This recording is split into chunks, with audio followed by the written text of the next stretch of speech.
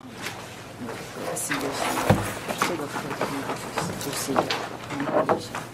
我室友去上了2堂课，才能给 C 加了。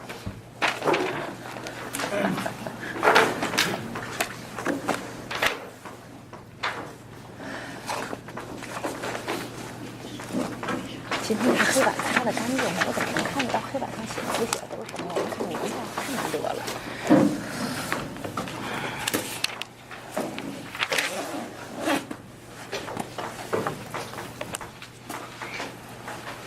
我写的什么呀？那个流程图做了没？压根儿就没有。明天我们就考 Operation Management， 题库还没刷完呢。我今天晚上不打算来上课了。听一听，这个他要讲考试题，听一听。今天晚上不要睡了。还有2张题没看，你说你晚上录呢？对，我们录完了给。这谁录都一样。还有好几百道题库没刷呢。 Those of you who arrived late, there are sheets up here. One to set on this debt, to set on this debt. You'll need one copy of that. Not that you arrived late, but that arrived later.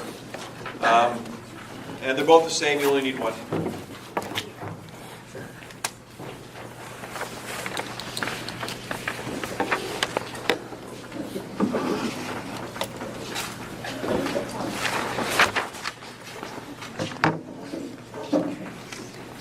我还以为老师发题库呢。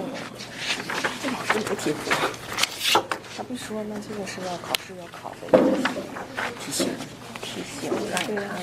我最起码教你怎么答呀。你学了，你就知道怎么答呀。真的吗？我也不知道，我也没听过。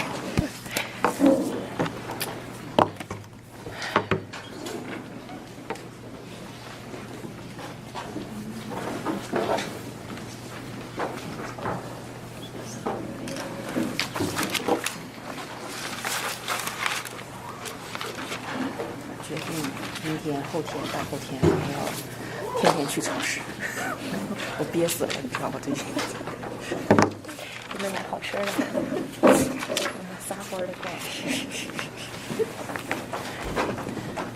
开车要小心啊！昨天我车撞上去了，追人家车，就是我在咱们学校这个路口的拐弯嘛，然后这边不停的拐，然后人家车就停在体育馆前面，一个小伙子和一个姑娘在搬东西，我从这使劲把他打死倒了，还要左拐，然后我就觉得我这车怎么不动呢？然后我就加了个油门，左拐，然后这车就斜着就出去了，对，就根本停不住，就是地上太滑，太多冰。对，然后就撞上人家车尾巴了。我咋整啊？人家车尾巴没事，我们车前灯进去了。他啥车呀？啊，那你那咋整啊？等着人家去 claim， 然后走到修车。真的要小心。真的我都傻了，因为我差点就撞上那个女的，差点就撞上那个。对，千万不要撞。这边的这个随便一个检查，不要很金贵的，车修有价，人确实有价，吓死我了。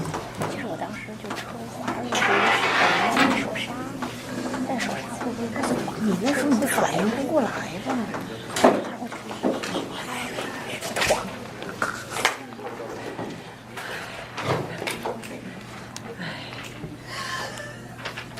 All right, ready to go? So I brought the forms that I was supposed to bring last week, so you could work on them for next week. And for those of you who've arrived a tiny bit later, they're right here. Who needs one still? Yeah, they're right here. There's some up there and there's some here, and they're exactly the same. So you can get them from this side or this side. Don't get them from both. You don't need them from both. And what I'm going to do today is I'm going to start with finishing those off so that you have an answer. There's a form here you're going to need right away. So, anybody else need one? Okay.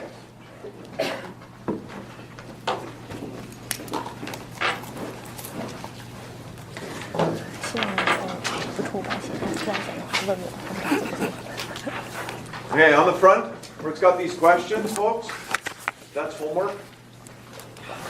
Go home, identify who the plaintiff is, who the defendant is, and if they can sue in small claims court, why or why not. So there's 5 questions.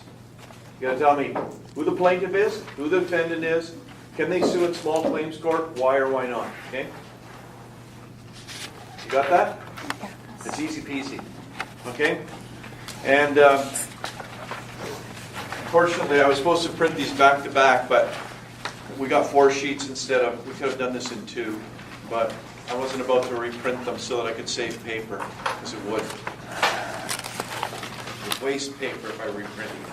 Come on, folks, stay with them.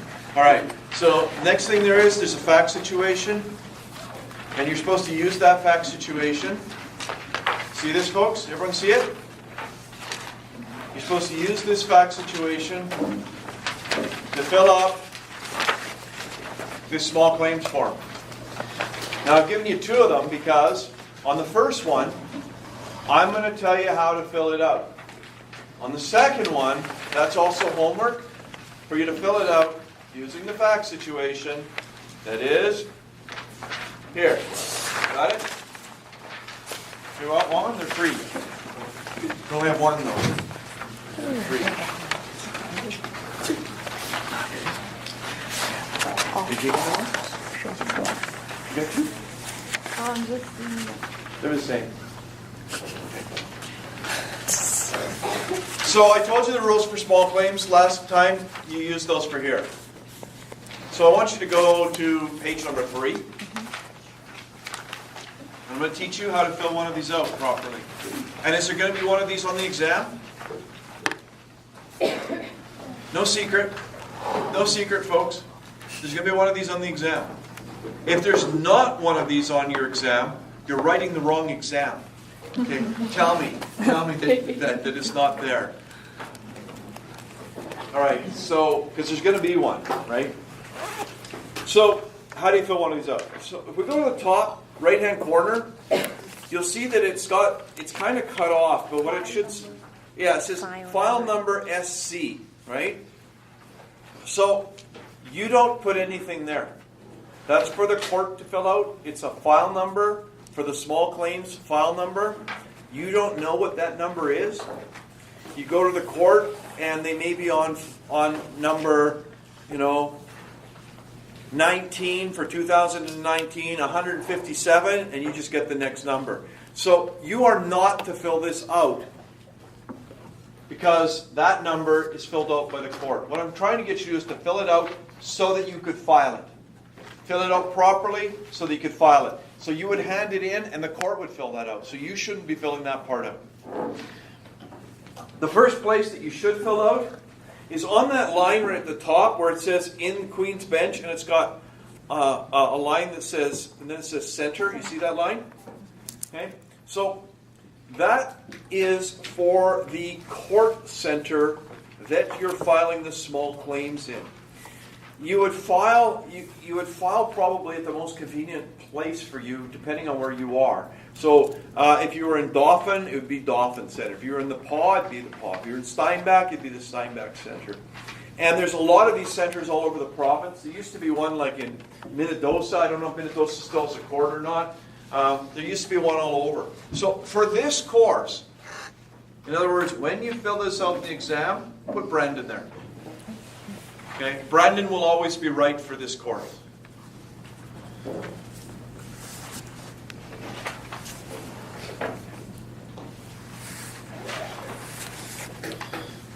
The next thing you will fill out is the plaintiff's name and address.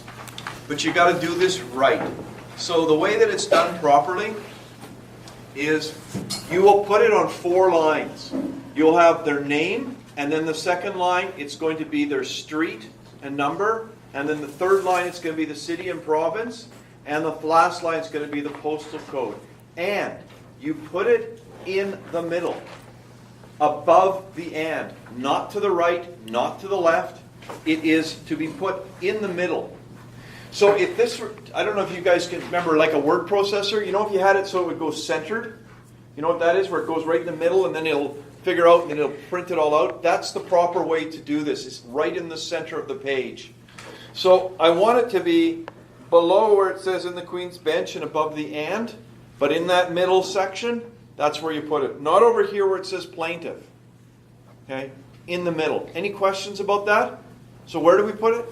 In the middle. In the middle. Do you have a question? Yeah, I was going to say, can you repeat what we put there? Is it just like the plaintiff's name and address? The full name? Yeah, but it's on 4 lines. Okay? So the first line will be their name. The second line will be their number and street. The third line will be their city and province. And the last line will be the postal code. Aren't postal codes stupid? Why do we have that capital and then a number? And then a capital and then a number. And if you have to type it out, you gotta go and then you gotta go with the numbers. And I grew up, there was no postal code, folks. That's how old I am. We didn't even have a postal code. It's kind of a new thing. And then they came in with this stupid system that was a pain. Anyways, so that'll be above the and in the middle. Have I answered your question? Yes, you did. Okay. Thank you. So the defendant is the same way. It's above the small claim and below the and in the middle. Name and address on 4 lines. So this is the person that's being sued. Their name goes there.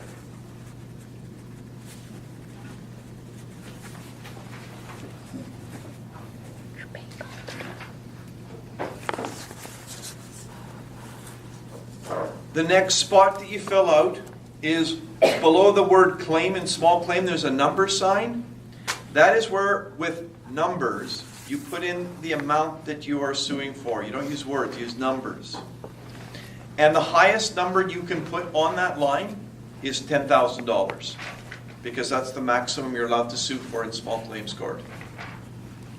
So you put the amount that you're suing for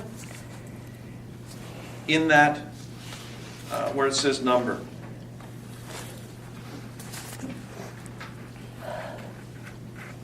The next place that you fill in is you've got to X one of the boxes where it says type of claim. And there's overlap here. In other words, some of these, it could be more than one. So a contract could be an unpaid account, as a result of services rendered. Pick one that makes sense and put an X there.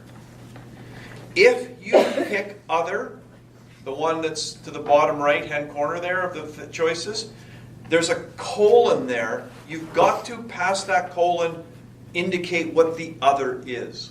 Okay? So if it was broken finger, right, you'd have to put broken finger there or something along that line. Okay? So if you pick other, then you have to write in what the other is.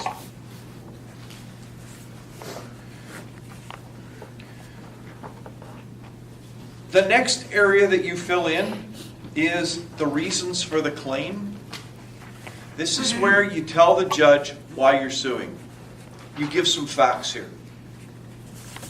And although I don't mark this on the exam, there's something that it's good to know.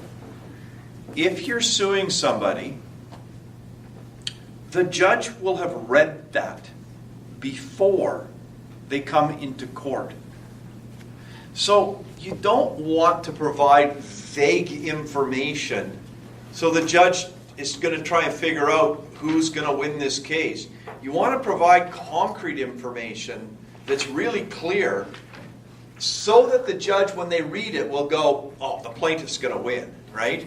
So you've got to give them enough information that you're kind of making them already think you're going to win by giving them the facts that show why you should win. So you want to be very clear, and it's kind of a sneaky little trick, but you definitely want to put enough information in there so that when the judge reads it, he goes, this makes sense, it looks like the plaintiff's going to win. Then when they come into court to hear the case, they're already thinking you're going to win.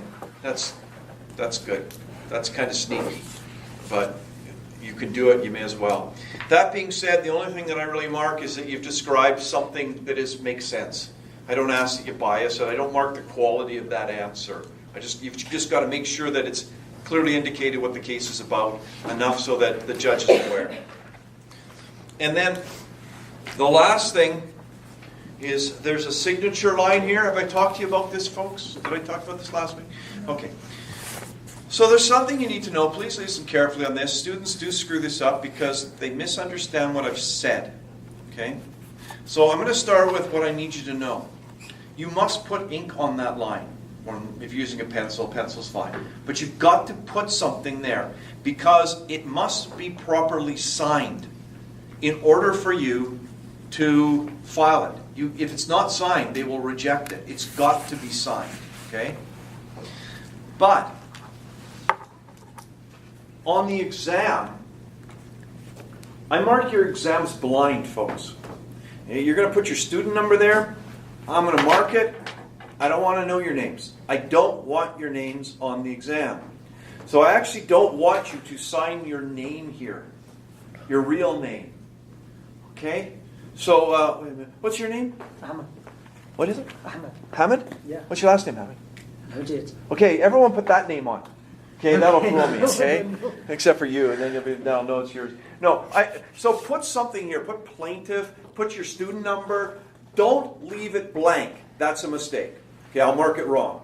But I also don't want you to tell me your name on it because I don't want your name on it. I mark your test blind. That's how I want to do it. Don't put your name on it. Okay? So, and the good news is that will be the last thing that you fill in. You do not fill in the date. The court will fill that in. You don't know when your case is going to get heard. They've got to pick a date that they have time, and they'll give it to you. So once you've signed your name, any questions about that? Is that hard? These will be the easiest marks you're going to get on that test. Unless you don't. What we are to write in plaintiff and defendant. So, even though it says plaintiff and defendant over here, that's not where you put it. No, in the middle, I know. You put it in the middle. So when you put it in the middle, that is indicating that's the plaintiff. And then when you put the defendant here, even though it's over there, this is where you put the information that's over here. And the reason why you've got to put the address, the name and address is when the court makes a decision, they mail it out to you, and they will use these addresses that are in here. So by putting it in the middle, that's what that is, even though it's over there on the right. Got it? Yeah. Okay. Any other questions? 上面原稿底下再 The course is going to get a tiny bit more complicated at this point in time. I'm going to try and give you what you need, and it's not that hard. It's not going to be as hard as contracts is going to be. Contracts is going to be more challenging even. It's going to be probably 2 or 3 times as challenging. It's much more complicated. But so far, I've basically been providing you with information. You know, there's common law, I told you what it was, right?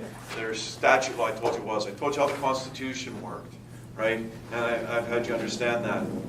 But now we're getting to the point where it's not enough for you to know what things are. You have to know what to do with them. You have to understand them. And it's kind of hard because one of the ways that you show understanding of these concepts that we're going to deal with is by knowing when to use them, right? So it's kind of like, I got a bolt, you got to tighten it, I'm training you to be a mechanic. I'm going to check and see what tool you reach for. Have you picked the right tool, right? Or have you done this the right way? You're going to be learning a process. And the basic rule is, if you've learned law in this course that you're using, you have to write that out. You've got to write out the law that I've given you if you're using it. Anytime you're using a rule you've learned in this course, you've got to put it on the paper so that I can see that you know that you're using that. That's showing me you're using the right tool. Okay? And I'm going to walk you through, I'm going to give you examples, I'm going to teach you how to do this. But you are learning a process. I'm going to teach you how to do something. So, where we're going to start tonight is in having you understand what do we do when we're given facts?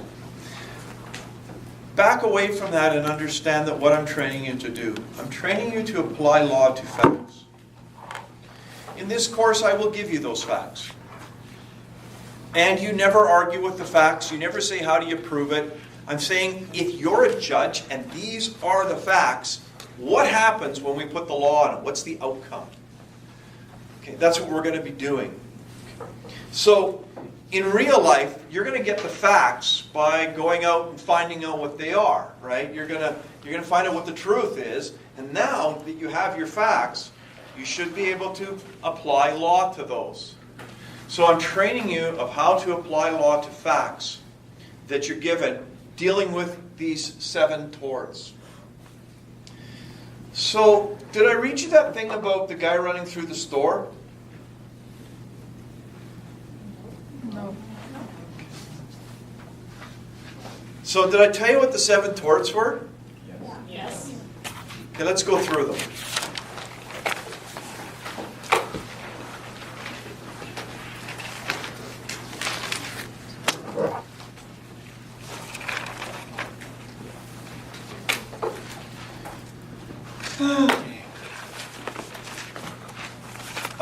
There isn't an order here. So I may not give you them in the same order. There isn't an order. There's just 7 torts. We can pick whatever one we want to and deal with it first. But I tend to deal with them in the order of basically the physical torts first, which are battery and assault. And then I deal with the property torts, I tend to, which is conversion and trespass. And then I deal with the 2 stragglers, which are basically going to be defamation and unlawful confinement. Okay? And then there's negligence, which is the unintentional tort. So the first thing you need to understand is what each of these is. So 6 of these are considered to be intentional torts, which is they're deliberate acts. People do things and they meant to do them. So when we're talking about battery, what does that look like? What is somebody intended to do? In one word. Contact, right? So it's the punch in the nose tort. If I go and punch somebody in the nose, they would sue me for battery. Do you understand that? Okay. What's the second tort, which is assault? Threat. It's a threat. It's making a threat to somebody. That is a tort. You can sue when people threaten you like that. The harm that is done is basically an emotional feeling because there isn't a physical contact. It's not worth a lot, but you still can sue for it. So then we have the tort of conversion. Did I talk to you about personal property and real property? Did I get that far? So if we're interfering or doing something with personal property, we call it conversion. If it's with real property, we call it trespass. Okay? And then we've got the restriction of movement tort, which is called unlawful confinement. It's called several things. This tort has at least 3 names, and they're all the same tort. It's just some people call it one thing, some people call it another.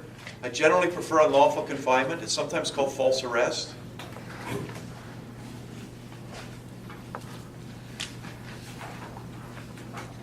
And the last one? Defamation. So, what gets damaged with defamation? Reputation. Your reputation. And then the only unintentional tort that we deal with in this course is negligence. So do you kind of have an idea what each of these looks like?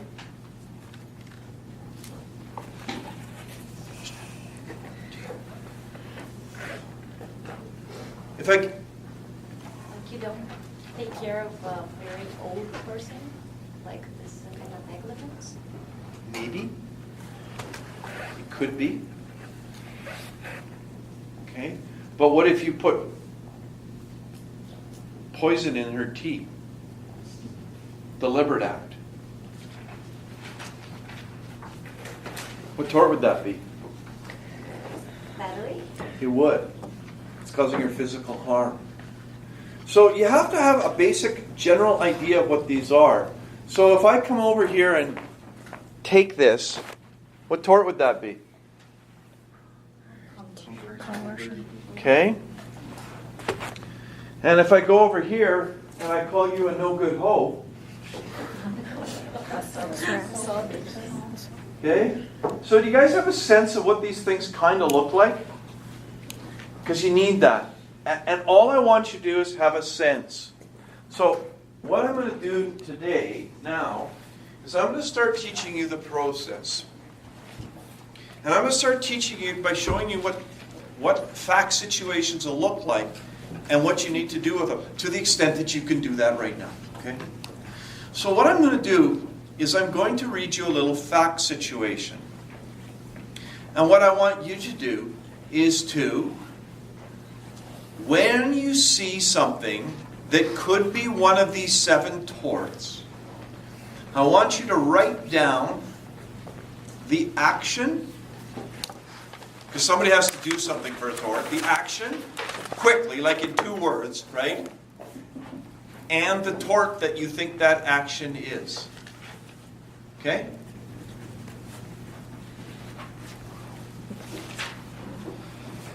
Peter was hurrying through a department store carrying a new jacket that he had just purchased at another store in the same shopping mall. Okay? He was late handing in an assignment for a course he was taking at the local college. As he passed one of the stations that the sales clerk works from, he spotted a stapler. He needed to staple his assignment, and he thought if he used this one, it would save him from having to find one when he got to school.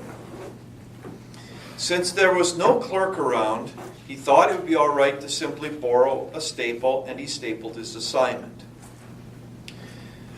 Peter didn't realize that the department store he was in sold the identical jacket to the one he was carrying. Sally Ann, the undercover floor walker, I'm going to pause for a minute. What's a floor walker, folks? Security guards go hired by companies to walk around and make sure you don't shoplift. So they have uniforms on? No, plain clothes. So a floor walker at a store is a security person that's hired by the store that looks like a customer, but they're really watching to see if people steal, right? There was one for years and years at Superstore. It was this little Weasley guy with his mustache, and you'd see him peering around. But he was always in the store every time you went there, right? He was always in the store, and you'd see him peering around, watching people. He was the most obvious guy. I don't know if I don't know how many stores have these anymore, but so this is Sally Ann was like that in this particular store in my back. So Sally Ann, the undercover floor walker, knew the merchandise. She knew that this store sold that jacket. When she saw Peter moving quickly through the store with the jacket, she became suspicious and started to follow him. As it was quicker to use the entrance instead of the exit to go out, and since he didn't have to go through the tills, Peter left by the entrance. When he did, Sally grabbed him and told him in front of several nearby customers that he was under arrest for stealing, and held on to him until they got back into the store. Peter felt that this was a little excessive for taking a staple. But as his mother had always told him, it was just as wrong to take a penny without asking than it is to take $1,000. Peter was taken to the shoplifter holding room, and the police were called to arrest him. Write down all of the actions in that fact situation that could be torts.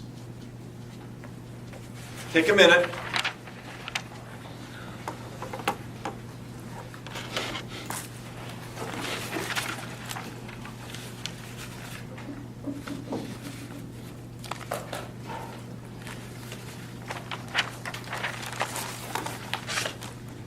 stuff up here.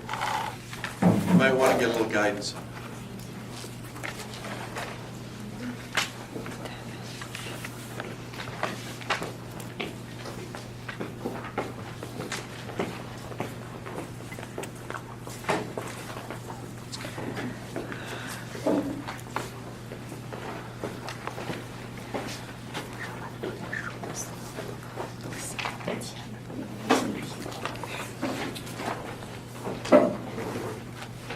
Okay.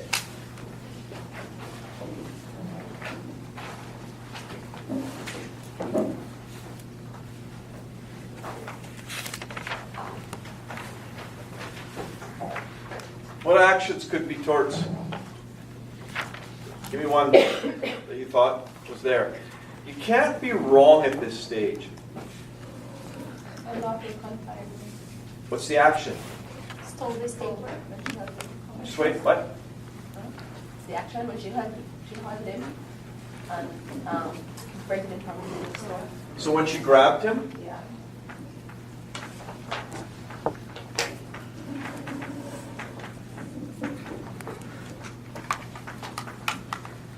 are there any other actions that could be torts in here? Stole the stapler. Conversion. He only took a staple. Staple, okay. Anyway, it's a conversion.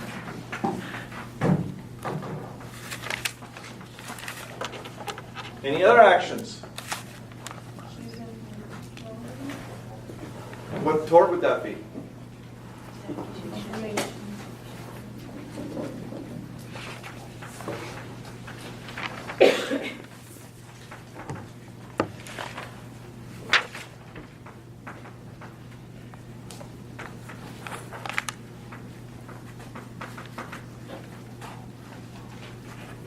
Anything else? False arrest. What? Till the cops What's that? lawful.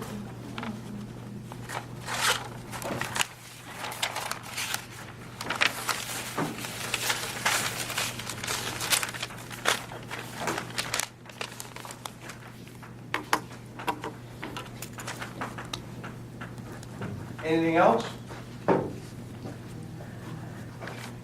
Say the top one could be battery instead of the lump Yeah. one. Not instead, With as well. as well. An action can be more than one tort. But wouldn't the unlawful confinement be the physical holding in the room and not the actual grabbing? You're going too far. At this stage, you're not trying to figure out whether it's actually there or not. You're just saying, is there any sense of this here? Okay. Enough to be discussed. That's the only thing we're trying to do. So, if I come up and grab her as she's leaving, do we realize that she can't leave? Yeah. Which would be? But there's also contact, right? So actions can be more than one tort. And in this case, it is.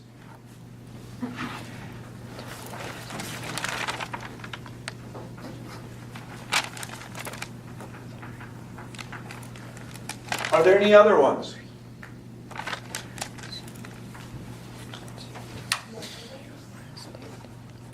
In this course, I force you to take opinions. You can't sit in the fence. You can't idly buy. So I'm going to do this now.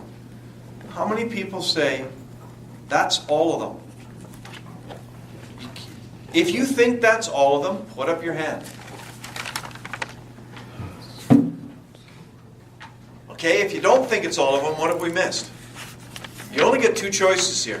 It's either all of them or... So, how many people think that's all of them? One of you. Two. Okay, if you don't have... Okay, then what do the rest of you think is missing? No. I can't do that. I could, but I'm not going to. For what? I'm not sure, but like the guy held, he thought he took it, but he It wasn't intentional. What wasn't intentional? The guy that was watching. Where's the action? There could be something there. Hold it. Okay? Let's put aside negligence for the time being. Let's deal with the 6 intentional torts. Is there anything else? Yes or no? How many people say if we're just dealing with the 6, that's all of them? Put up your hands if you got to take a position, folks. And remember, I'm not trying to get you to be right or wrong. I'm trying to get you to stand on your own feet, because I will push you around and you can't. You got to be strong enough to take a position. So I'm not going to let you sit there like a little weeble that I push around and you go bouncing all over the place. You can't be wrong, but you've got to make a decision. You've got to get to this point where you can say, I'm gonna say that's everything. So you have 2 choices. Either you put up your hand and you say that's all of them, or you put up your hand and tell me what's missing. Okay? How many people say that's all of them? How many say there's one missing? What's missing? Maybe assault. Where's the threat? The guy holding arrested. Is that a threat? Maybe when he wrongfully accused him. Is that a threat? Is that a threat to do a battery? Behavior would have been unprofessional. Is there an unprofessional behavior tort? Yeah, there is, but we're not learning about that in this course. And this is why you got to have a sense of what each of these is. Because there are other things that could be bad there. And there could be a negligence as a result of something like that. But I still need you to do this. So is there a threat?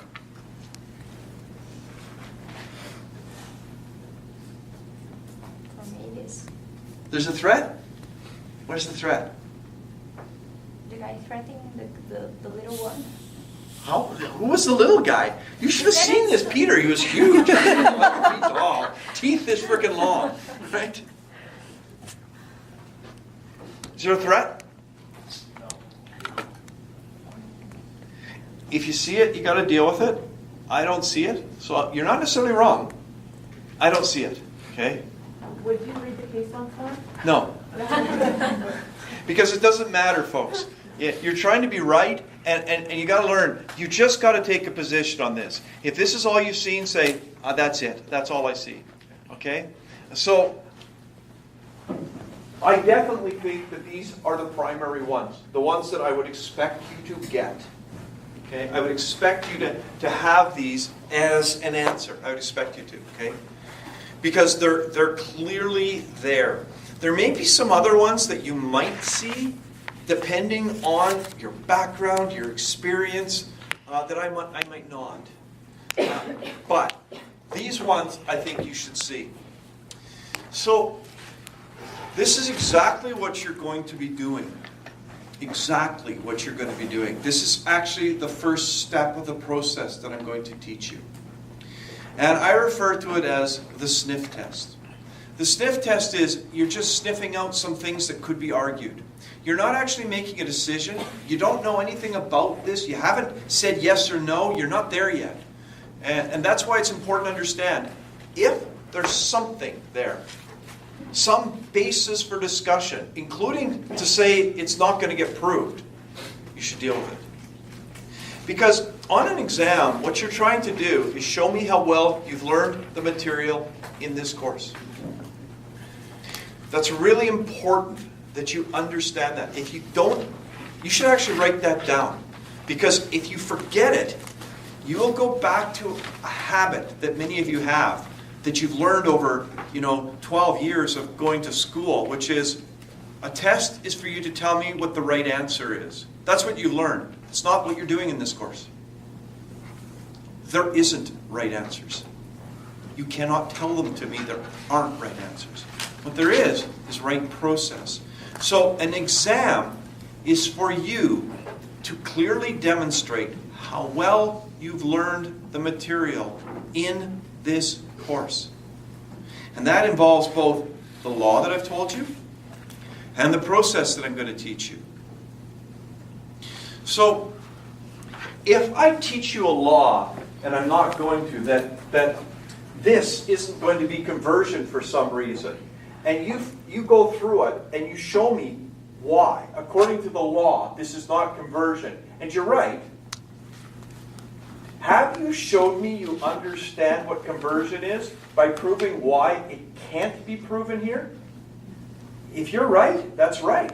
And people always think that what they're trying to do is to find the answers that can be proved. And that's all you want is the ones that are yes. But showing me that something is no shows your knowledge. When it's no, right? So if you show that something's not there,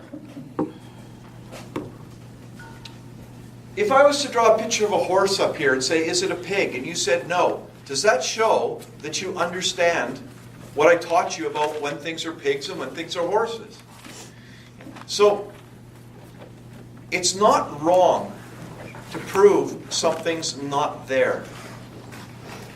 Now on the exam we're going to make a little twist to that, but for this, we're not after which ones can be proved for sure. We're just after the ones that have a basis. And that's what we do in the first sniff test. So the sniff test is basically go through the facts and identify actions that could be torts. Once you've done that, then the process is going to unfold fairly easily. So, how many of you feel comfortable with the fact that you got most of these or could see these at this point in time? If you can do that, you've actually gone over that's one of the hardest things to do, and it's not that hard. It's not that hard, right? It's not.